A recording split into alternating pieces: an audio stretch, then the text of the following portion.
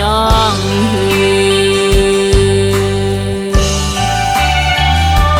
ลองอ่านปีปันความมันไว้นานมันหายลายเมื่อลาวจ้องใจตึกดองหือ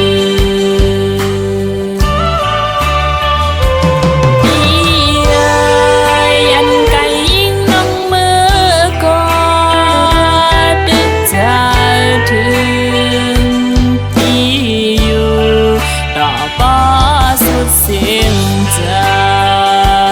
กหน้า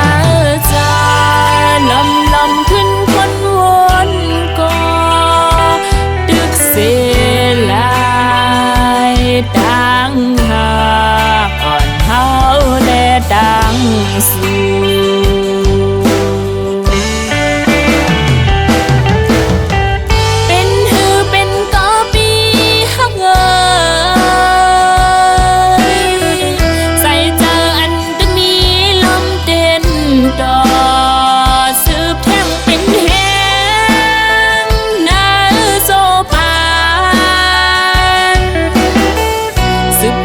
กว่าปุ่นตาก็สุมเส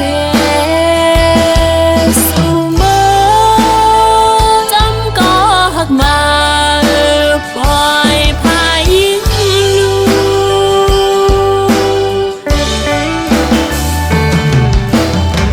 น้องเงินสู้หักเปิ้นเลอน้องนานเอาเสือเสียจมจอมปีอยู่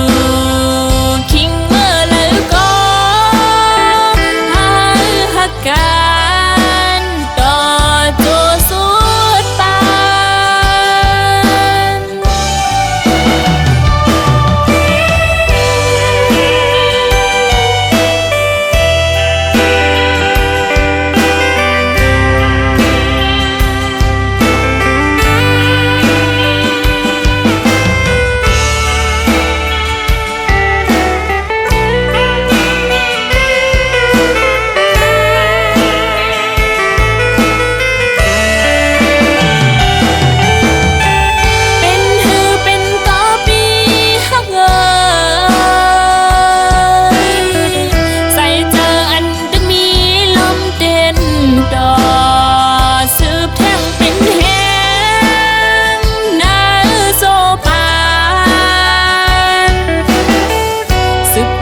กว่าปุ่นตาก็สุมเสีย